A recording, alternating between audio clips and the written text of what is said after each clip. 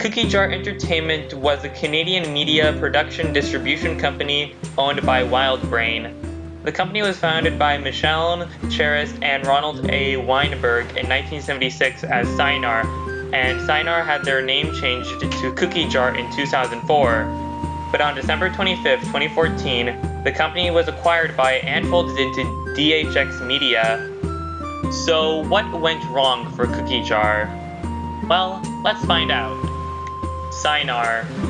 After their 1976 meeting in New Orleans, Micheline Charest, a native of London, England, and resident of Quebec, Canada, and Ronald A. Weinberg, born in New York, organized an event for a women's film festival and worked at distributing foreign films to U.S. theaters.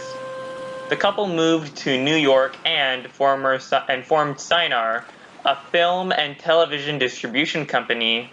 In 1984, Cinar changed their focus from media distribution to production and moved operations to Montreal, where they concentrated on children's television programming, including Animal Crackers, Emily of New Moon, Mona the Vampire, and The Wombles, as well as the English and French dubs of the anime series Adventures of Little Koa, Runin Warriors, Doraemon, and The Wizard of Oz, and the Spain originating TV series The World of David the Gnome, and the English dub of Ultra 7.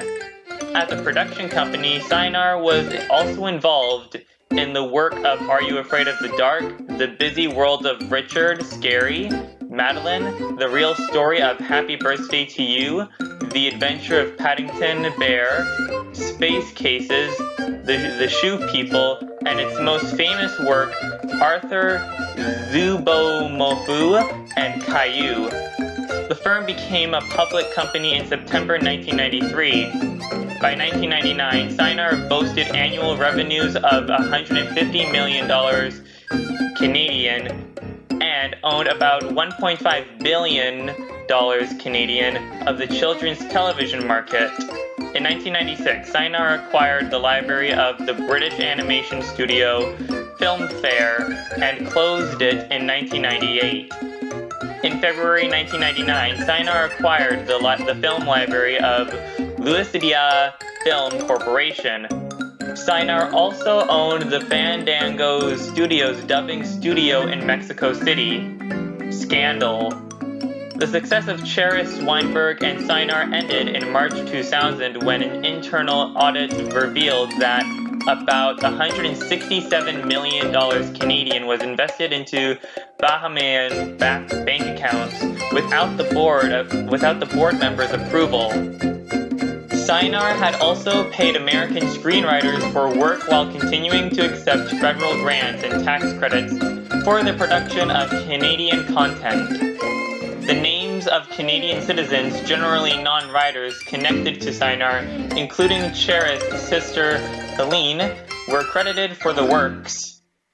While the province of Quebec did not file criminal charges, Cinar denied any wrongdoing, choosing instead to pay a settlement to Canadian and Quebec tax authorities of 17.8 million Canadian dollars and another 2.6 Canadian million dollars to Telefilm Canada, a Canadian federal funding agency. The value of Cinar's stock plummeted and the company was soon delisted. There was some speculation that Hassananian Panju, CFO, was the mastermind behind the investment scheme, along with John Axnazugasis, I probably said his name wrong, of Norshield Investment Group, and Lino Matteo of Mount Real Corporation.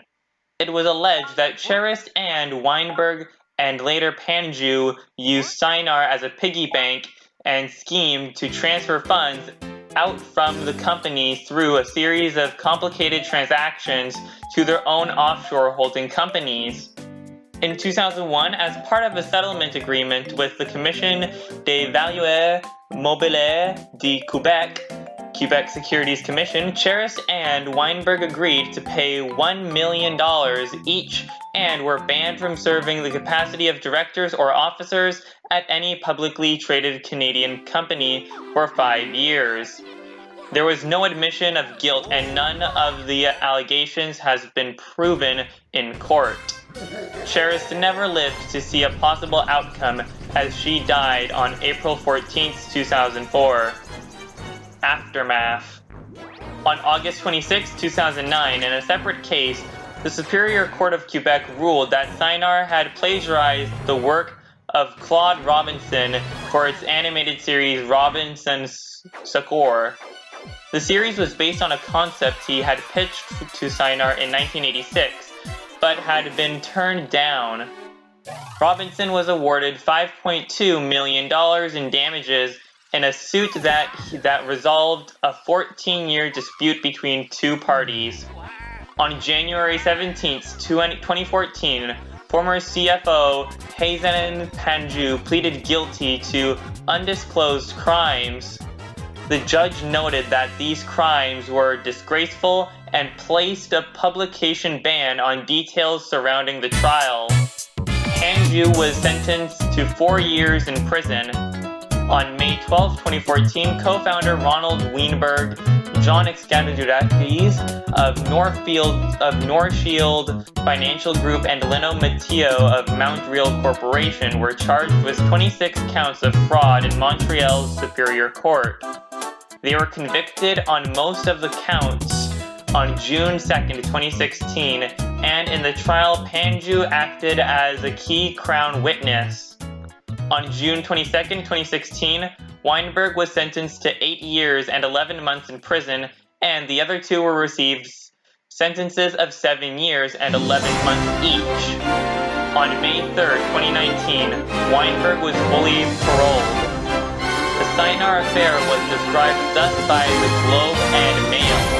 Mr. Weinberg and Ms. Charest set out to make a non-violent, non-sexist children's programming because they wanted to foster socially progressive attitudes and feelings of self-worth in their own sons and a generation of kids with far too many bad TV choices.